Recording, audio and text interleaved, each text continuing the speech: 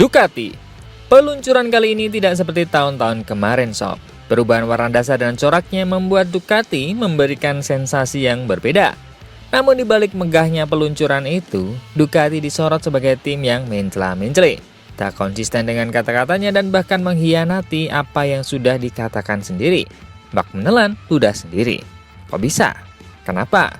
Dan juga di balik statement keras itu ada Massimo Rivola yang ungkap fakta menarik bahwa Pecco kemungkinan akan dibajak Aprilia nih.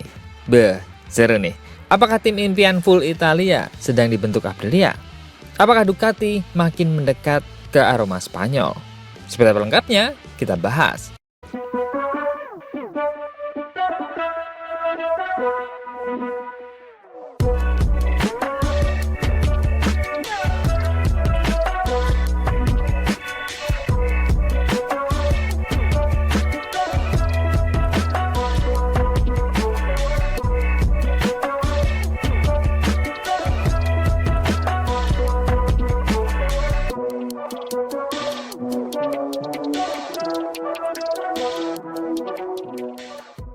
Jangan sampai ketinggalan update tentang MotoGP dari TNT.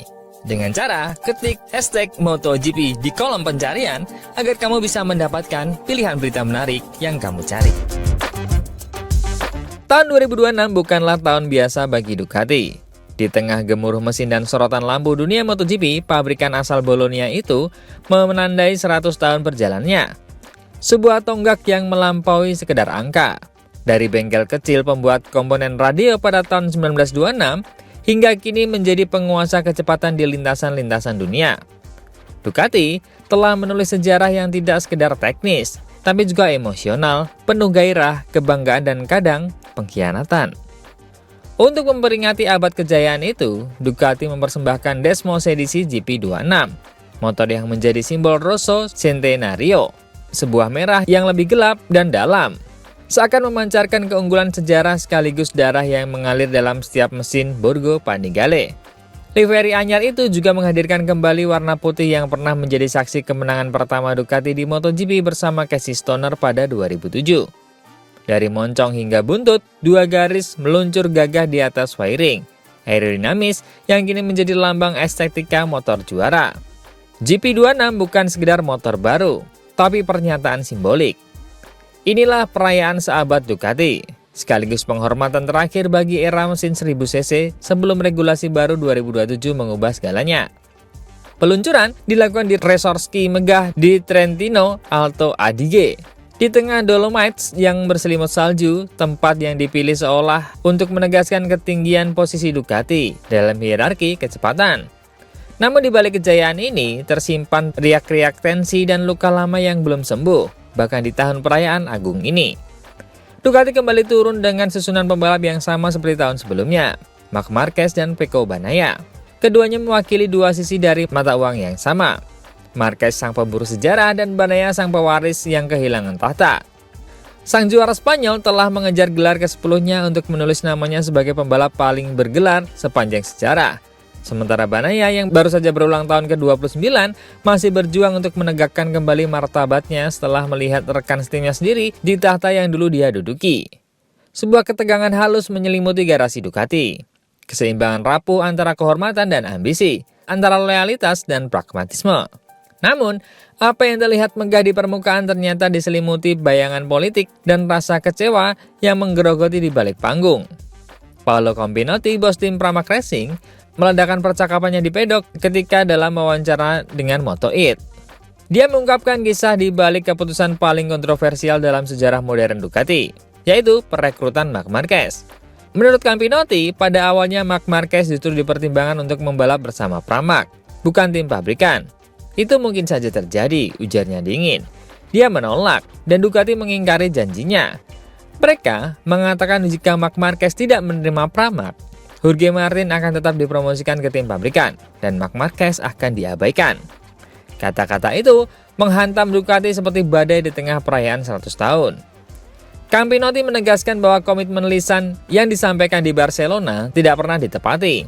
Akibatnya, Jorge Martin merasa dikhianati dan memilih menandatangani kontrak dengan Aprilia, sebuah keputusan yang mengguncang struktur kekuasaan MotoGP. Apa yang mereka katakan tidak dihormati, lanjut Campinotti. Dan keputusan itu menciptakan keretakan pribadi bagi Martin, lebih dari sekedar profesional.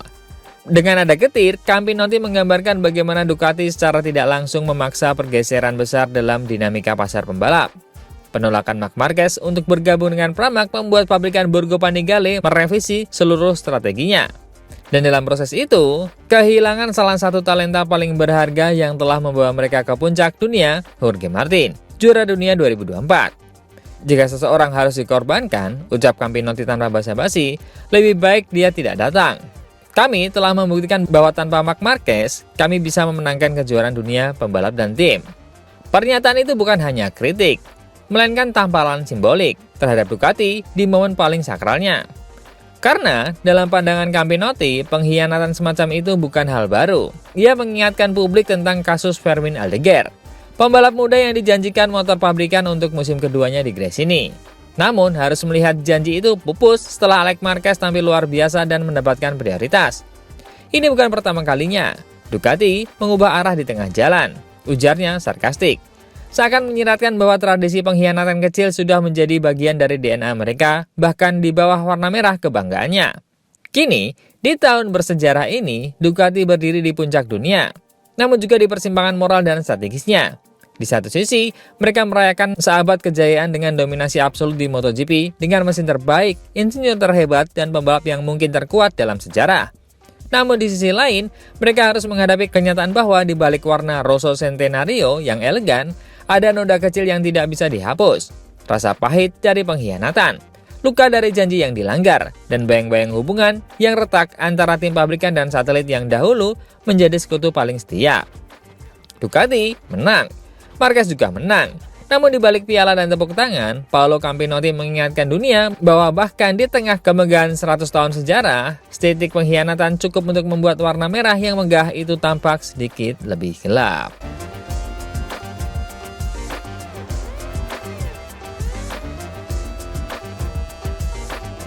Berita kedua, bursa transfer MotoGP bergerak lebih cepat dari yang diperkirakan siapapun. Bahkan sebelum suara mesin pertama menggema dalam uji coba pramusim di Sepang awal Februari nanti.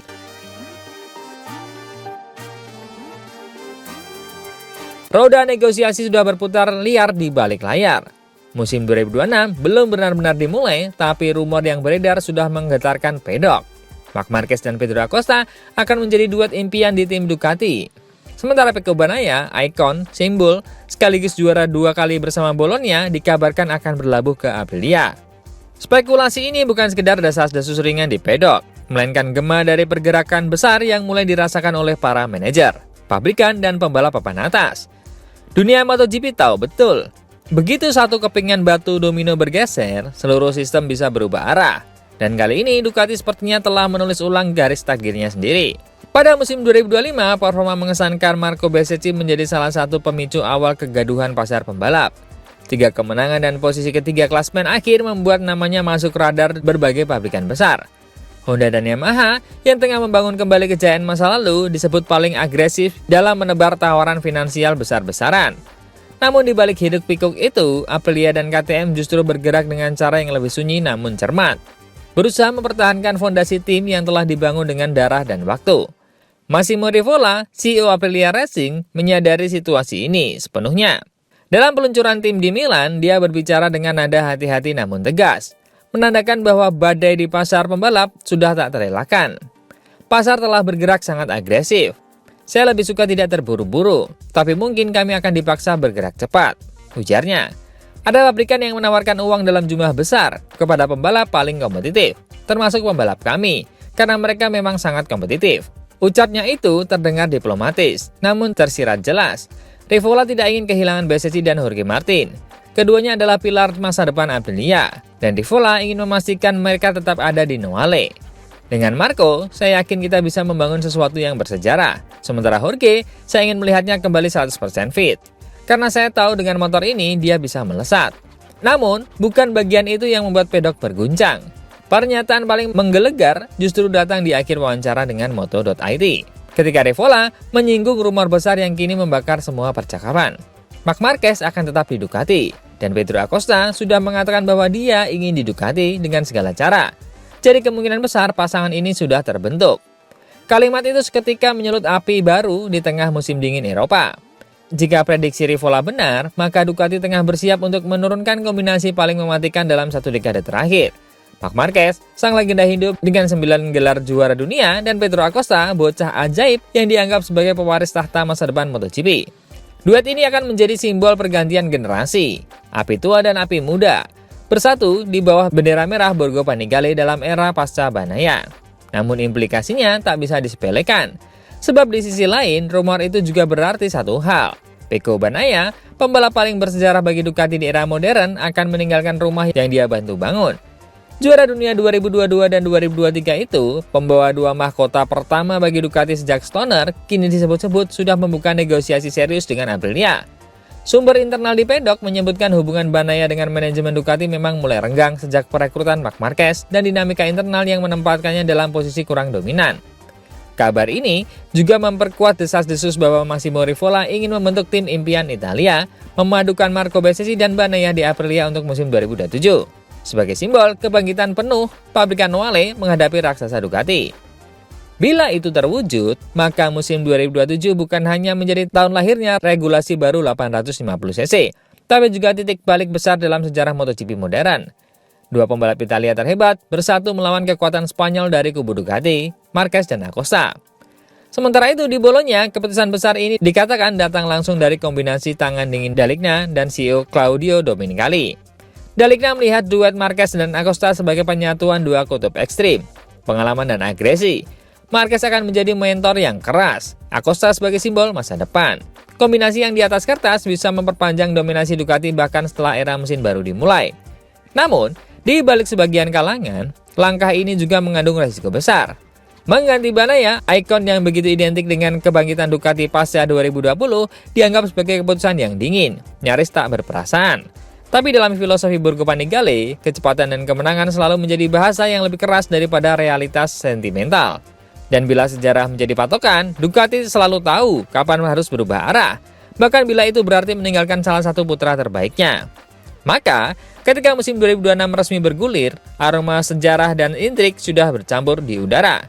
Di satu sisi, Ducati merayakan seabad kejayaan mereka dengan Desmos edisi GP26, merah yang memancarkan simbol warisan. Di sisi lain, mereka diam-diam menyiapkan panggung untuk duet baru yang bisa mengubah wajah MotoGP selamanya. Marquez dan Pedro Acosta, 2 nyala api yang sama-sama tak kenal takut, bersiap menyalakan babak baru dalam sejarah Ducati.